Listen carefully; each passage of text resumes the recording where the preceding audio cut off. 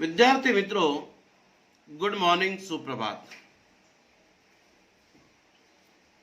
ये सखी इस पूरक पठन के बारे में हम चर्चा कर रहे थे।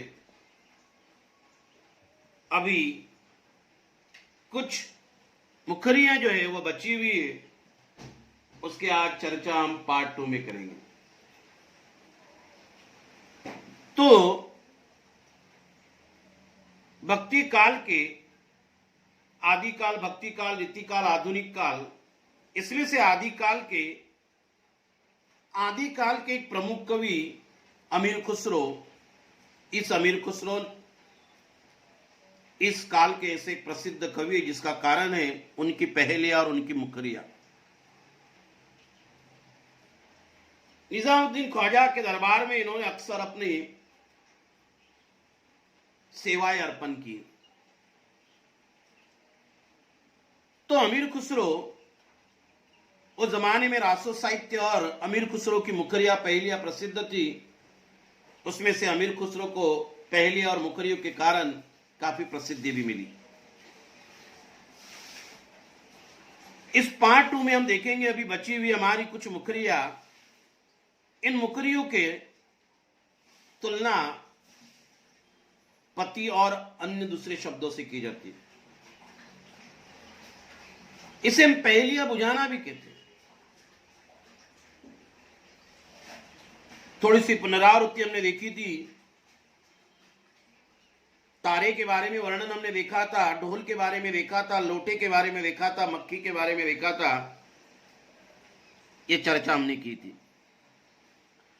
अभी बची हुई जो 5 मुखरियां है उसकी हम चर्चा करते हैं।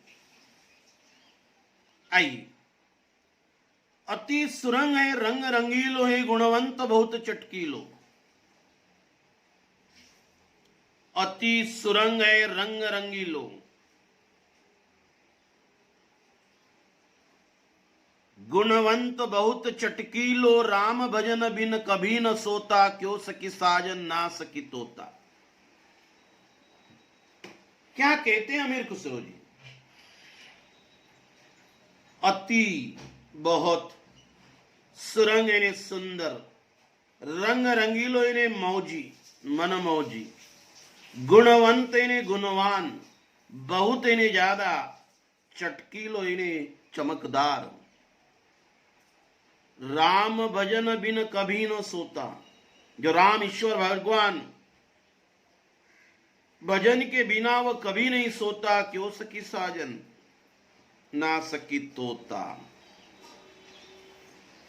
अमीर खुसरो जी कहते हैं वो बहुत ही सुंदर और रंग रंगीला है। अति सुरंग, सुरंग यानी सुंदर, रंग रंगीलो, बड़ा रंगीला है, बड़ा मनमौजी है।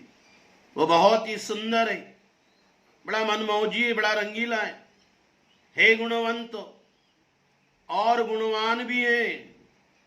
इतना ही नहीं, चटकीलो, बहुत चटकीलो, बहुत चमकदार भी है। सखी कह रही है वो बड़ा ही सुंदर है, बड़ा रंग रंगीला है, बड़ा मनमौजी है, बहुत ही बड़ा गुणवान है, बहुत ही बड़ा चमकदार है। कितने गुण है उसके अंदर। 4 गुण तो हमें मिल रहे बच्चे इधर। संजाल पूरा कीजिए में पूछाएगा। नंबर 1, बड़ा सुरंग है, सुंदर है, बड़ा रंगीला है, बड़ा गुणवान है, बड़ा चटकीला है, चमकदार है। राम भजन बिना कभी न सोता, वो राम का भजन किए बिना, गाए बिना वो कभी नहीं सोता है। सोने के पहले उसकी क्रिया क्या है? राम के नाम का वह भजन जरूर गाएगा, तभी तो वो सोता है। सखी कहती तो तेरा साजन है, क्योंकि साजन भी बड़ा सुंदर है, रंग रंगीलो है, बड़ा मनमौजी है, बड़ा गुणवान है, बड़ा चमकदार है। सोने के पहले वह राम के भजन अवश्य गाता ही तो तेरा साजन है। सखी कहती है साजन नहीं, प्रियतम नहीं, वो तो क्या है? तोता है। तोता जो है बड़ा सुंदर है, बड़ा रंग रंगीला है, बड़ा गुणवान है, बड़ा चटकदार है, चमकदार है। इतना ही नहीं, वो अपनी आवाज मानो राम के भजन की तरह निकालते रहता है। इसीलिए सखी उसे कहती है मेरा साजन नहीं, ये तो क्या है, तोता है। ऐसा होके आइए अगले। अर्ध निशाव आयो भौन। अर्ध निशा यानी आधी रात, आयो भौन यानी भवन, भवन यानी इमारत। सुंदरता बरने कवि कौन। सुंदरता यानी सुंदर, बरने यानी वर्णन, कवि कौन। निरखत ही मन भयो आनंद, निरखना यानी देखना, भयो आनंद, आनंद यानी खुशी। क्यों सखी साजन ना सकी चंद। बड़ा सुंदर मुखरिया उन्होंने इसमें बताई। आइए क्या कहते कवि। अर्ध निशा, निशा यानी रात, अर्ध यानी आदि, आधी रात वो आयो भवन, भवन यानी भवन, इमारत, घर। आधी रात को वो भवन में आता है। जैसे आधी रात होती है तो वो भवन में आता है। सुंदरता बरन में कवि कौन। बरने वर्णन, उसकी सुंदरता का वर्णन कौन कवि कर सकता है। उसकी सुंदरता का वर्णन कोई कवि भी नहीं कर सकता है। आधी रात जैसी वो होती है, वो भवन में आता है, वो इतना सुंदर है, उतना सुंदर है, इतना सुंदर है कि उसका वर्णन कौन कवि कर सकता है। निरखती मन भयो आनंद। निरखती, निरखना यानी देखना। उसे देखने के बाद ही मन क्या होता है, आनंदित तो हो उठता है। मानो मन में आनंद निर्माण होता है। जैसी आधी रात होती है वह भवन में आता है, उसकी सुंदरता का वर्णन कोई कौन कवि कर सकता है। अर्थात ऐसा कोई कवि नहीं है कि उसकी सुंदरता का वर्णन कर सके। जो देखे ना रवि वो देखे कवि, ऐसा मैंने सुना था। लेकिन खुद कवि यहां कह रही कि उसकी सुंदरता का वर्णन कोई कर नहीं सकता है।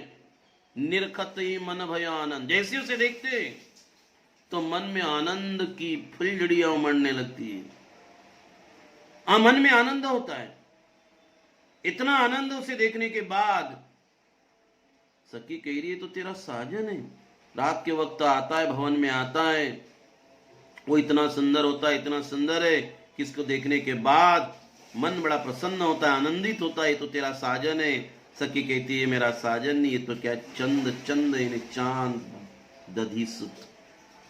जैसी रात होती है तो ये चांद निकलता है, उसकी खूबसूरत किरणें जो है वो दुधिया रंग जो है भवन में निर्माण दिखाई होता है। और इतना ही नहीं, वो इतना सुंदर है कि उसका वर्णन आज तक कोई कवि कर नहीं पाया है। उसको देखने के बाद मन में आनंद की फुलझड़ियां उमलने लगती है, जलने लगती है। ऐसा वो कौन है, वो है चंद, चंद यानी चांद। आइए अगली मुकरियों को देखते। शोभा सदा बढ़ावन हारा, आखिन से छिन होत न न्यारा। आठ पहर मेरो मनोरंजन, क्यों सकी साजन ना सकी अंजन। क्या कहते कवि। शोभा सदा बढ़ावन हारा। शोभा यानी सुंदरता, सदा यानी हमेशा, बढ़ावन बढ़ाते रहता है। हमेशा वो अपने सुंदरता जो है वो बढ़ाता है। मेरे शरीर की पूरी सुंदरता वो बढ़ाता है। आखिन से छिन होत न न्यारा। आखिन यानी आंखें, नेत्र, चक्षु। आंखों से वो क्या, क्षीण, क्षीण यानी क्षण, पल भर भी वो न्यारा यानी अलग नहीं होता है, हमेशा वो शोभा बढ़ाते रहता है। पल भर भी वो अलग नहीं होता है, क्षण भर भी वो अलग नहीं होता है। 8 पर मेरो मनोरंजन, आठों पहर, 3 घंटे का एक पहर होता है, 3 घंटे का एक पहर,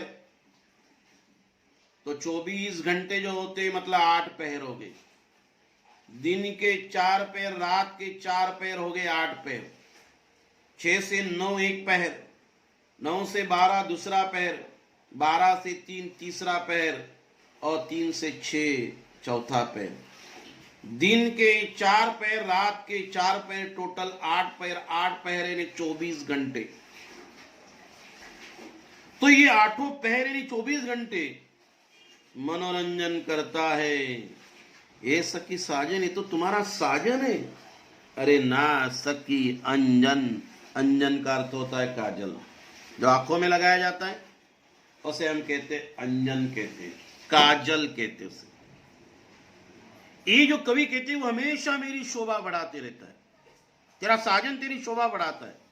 पल भर भी तुम्हारे आंखों से वो क्षण भर भी दूर नहीं होता है, अलग नहीं होता है। 8 पहर 24 घंटे वो तुम्हारा मनोरंजन करते रहता है। मुझे तो लगता है वो तुम्हारा साजन है, लेकिन सखी कहती है रे वो मेरा साजन नहीं, वो तो क्या है, अंजन है।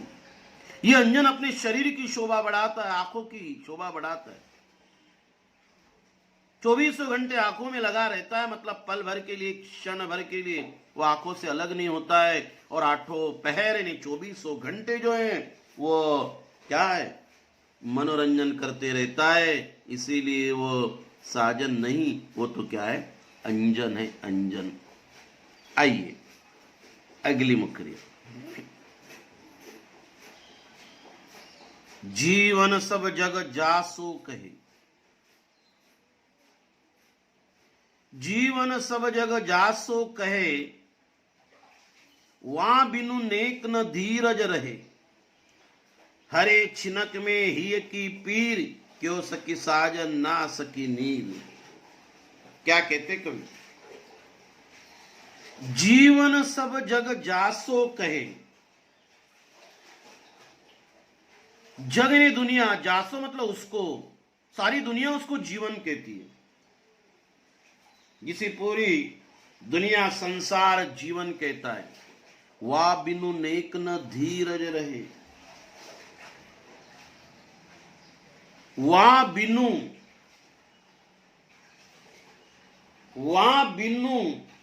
नेक धीरज, धीरज ने धीर,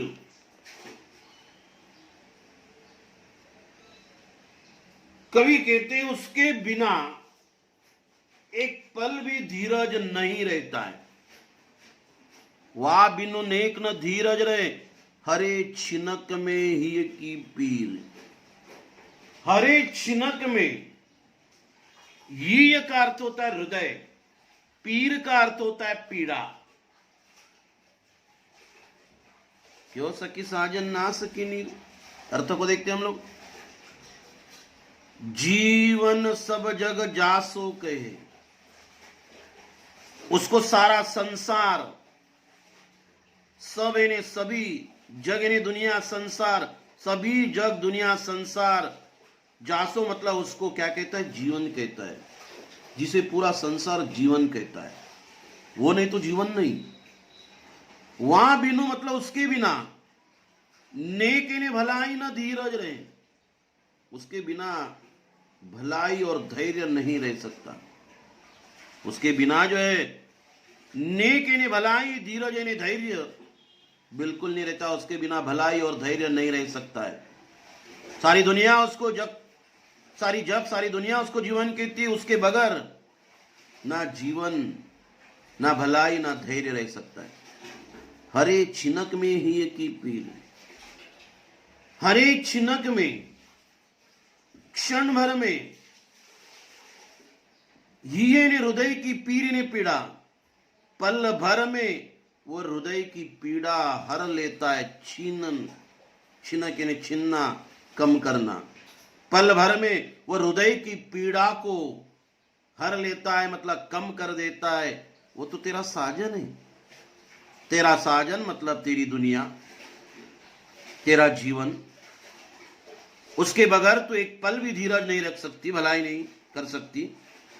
जैसी वो आता है मिलता है तो तेरी हृदय की पीड़ा पल भर में कम कर देता है, पीड़ा को हर लेता है, वो तो तेरा साजन है। ना सकी नीर, नीर का अर्थ होता है वो पानी। ये तो पानी है। इस पानी को सारी दुनिया जो जीवन कहती है, जीवन पानी, पानी ही जीवन। पानी की जब प्यास लगती है तो उसके बगैर पल भर भी में हम धीरज नहीं रख सकते, रुक नहीं सकते। जैसे वो पानी हमें मिल जाता है तो पल भर में हमारी हृदय की प्यास की पीड़ा को वह हर लेता है, कम कर देता है। ये कहते साजन नहीं, नहीं, वो तो क्या है, पानी है। अंतिम जो मुखरिया है, बिन आए सबई सुख भूले, आए ते अंग अंग सब फुले, सीरा भई लगावत छाती, क्यों सकी साजन ना सकी पाती। बिन आए सबई सुख भूले, बिन आए उसके बिना, सबई ने सब, सुख भूले ने सुख भूल जाते। आए थे जब वो आता है, अंग अंग सब फूले, पूरा शरीर जो है फूलने लगता है, प्रफुल्लित होता है, पुलकित होता है, तरोताजा होता है। सीरा भई लगावत छाती, उसे सीने से, छाती से, छाती ने सीने से जैसी लगाते हैं तो क्या मिल जाती है, ठंडक मिल जाती है। ए सखी साजन ना सकी पाती। पाती, पाती का अर्थ होता है पत्र। पाती का अर्थ क्या होता है, पत्र, लेटर। आइए क्या कहते कवि, बिन आए सभी सुख भूले, उसके न आने पर हम सारा सुख भूल जाते, बेचैन हो जाते।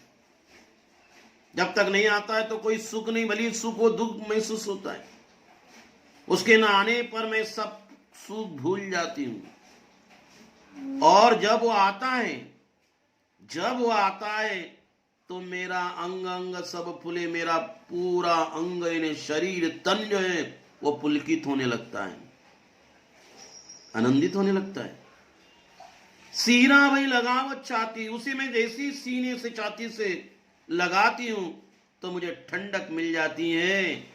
अरे जब ऐसी स्थिति है तो तेरा साजन है, ना सकी पाती। पाती यानी पत्र।